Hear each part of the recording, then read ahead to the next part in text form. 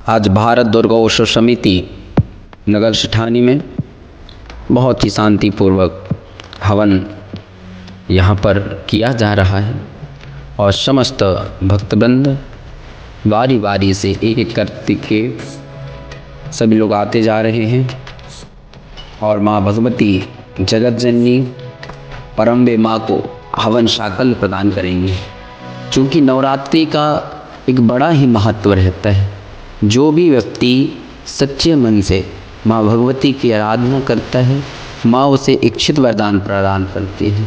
जो कुछ इच्छा हो माँ भगवती से मांग लें तो वह पूर्ण हो जाती है। ऐसी माँ भगवती बड़ी कृपालु है।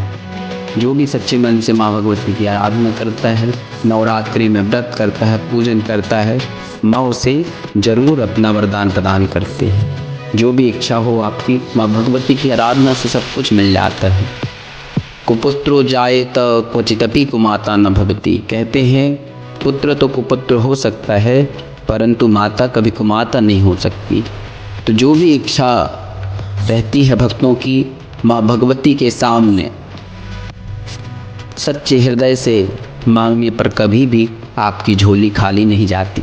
यही माँ भगवती जगत जननी की बड़ी शक्ति है। शारदीय नवरात्रि तो वैसे 4 होती हैं वर्ष में, 2 गुप्त रहती हैं परंतु 2 जो सभी लोग जानते हैं। तो ये शारदीय नवरात्रि में माँ भगवती की सच्चे मन से आराधना जो कोई करता है, माँ भगवती उन्हें जरूर वरदान प्रदान करती है। परंतु मैं एक बात और कहना चाहता हूँ यहाँ पे कि नवरात्रि में ही आपको माँ भगवती याद आती है। आप साल भर में माँ भगवती के पास एक बार भी नहीं जाते और नवरात्रि में ऐसा क्या रहता है कि माँ भगवती के दरबार में पहुँच जाते हैं आप लोग और नवरात्रि के बाद माँ भगवती को याद नहीं करते। तो ये गलत बात है। यदि आप माँ भगवती की आराधना कर रहे हैं, नवरात्रि में मंदिर जा रहे हैं, तो आपको साल भर माँ भगवती को याद करना चाहिए। तभी आपका जो पूजा करना है वह संपन्न हो और पूजा का आपको फल मिले।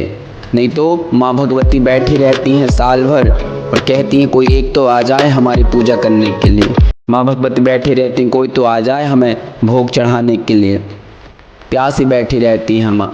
और यहाँ नवरात्रि में भीड़ लगी है मंदिरों में, एक दूसरे को धक्का दे दे करके चल चढ़ा रहे हैं। घर में जबरन कह रहे हैं नहीं हमें तो मंदिर जाना है, कोई रोक रहा है तब भी नहीं रुक रहे हैं, मंदिर जाना है हमें। तो नवरात्रि भर माँ भगवती नहीं रहती, हमेशा माँ भगवती वहाँ पर विराजमान रहती है। तो आपको क्या चाहिए कि माँ भगवती की सच्ची मन से आराधना करें और माँ से इच्छित वरदान प्रदान करें। जो कुछ चाहिए आपको माँ भगवती प्रदान करती है। इस प्रकार यहाँ पर माँ भगवती का हवन संपन्न हुआ और सभी भक्तों ने बड़े शालीनतापूर्वक माँ भगवती की आराधना किया, आरती किया। आप देख पा रहे हैं बहुत ही शांतिपूर्वक माँ भगवती की यहाँ पर आरती उतारी गई है। दिव्य छटा जो देखते ही बनती है माँ भगवती की, बहुत ही शांतिपूर्वक यहाँ पर माँ भगवती का संपन्न हुआ हवन और आरती संपन्न हुई। आप देख रहे हैं बहुत विधि विधान के साथ यहाँ पर पूर्णाहुति हुई और हवन भी बहुत अच्छे से संपन्न हुआ है।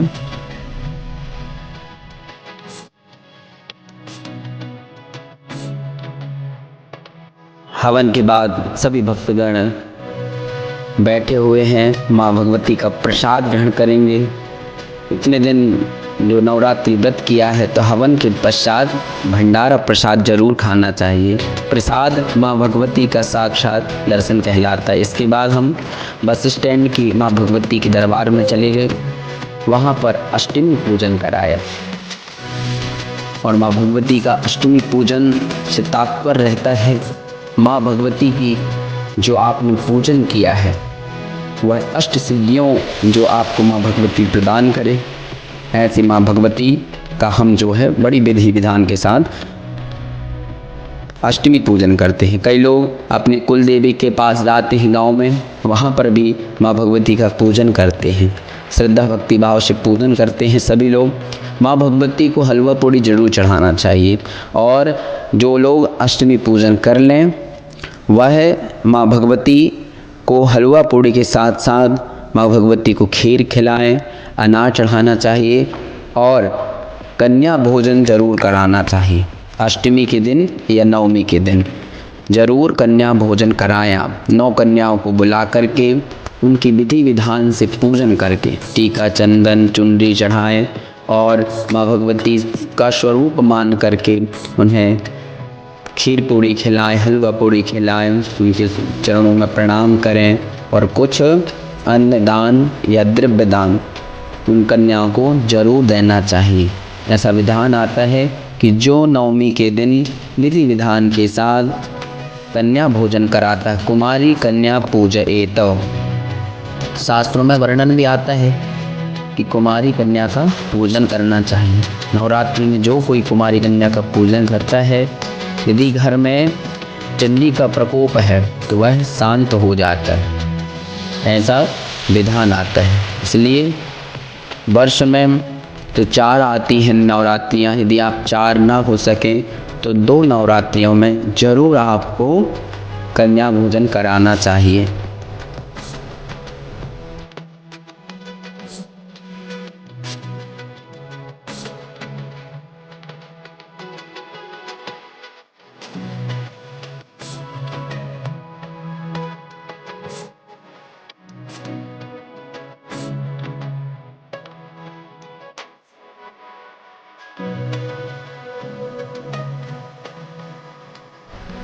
इसके बाद आप देख रहे हैं ये छठा, ये रात्रिकालीन की आरती है।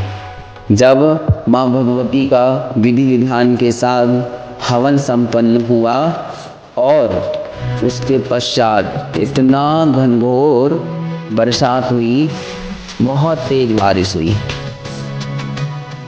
जिसके कारण लाइट गोल हो गई थी और फिर सभी लोग रात्रिकालीन समथिंग 9 बजे माँ भगवती की आरती कर रहे हैं।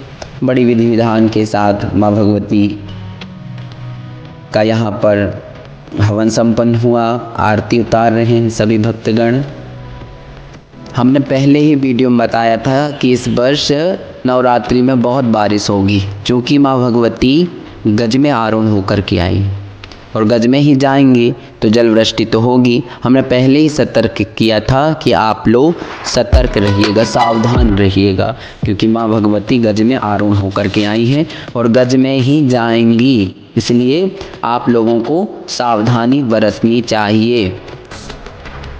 जब भी माँ भगवती गज में आरोहण होकर के आती हैं जल वृष्टि होती है। इसलिए अब अगली बार से आप लोग सभी सावधान रहिएगा। पहले आप हम लोगों से जुड़े रहें, जिससे आपको ज्ञात हो जाए कि कब कैसा क्या नवरात्रि रहेगी, माँ भगवती जल वृष्टि कराएंगी या सूखा रहेगा। इसलिए हमारे पेज को नंदू महाराज भक्ति पथ यूट्यूब चैनल और नंदू महाराज इंस्टाग्राम आप लोग फॉलो करेंगे। वीडियो को शेयर जरूर करें। माँ भगवती आप सबकी मनोकामना पूर्ण करें। जो जैसे भाव से माँ भगवती की आराधना करता है, माँ भगवती उनको वैसा ही वरदान प्रदान करती है। इसलिए जिन्होंने सच्चे मन से भगवती की आराधना किया है वह बिल्कुल भी ना घबराएं, माँ भगवती सब कुछ ठीक कर देगी। इसलिए आप लोग माँ भगवती की आराधना करते रहिएगा। आप सबका जीवन सुखमय हो, मंगलमय हो, इसी कामना के साथ सभी को जय माता दी। राधे राधे।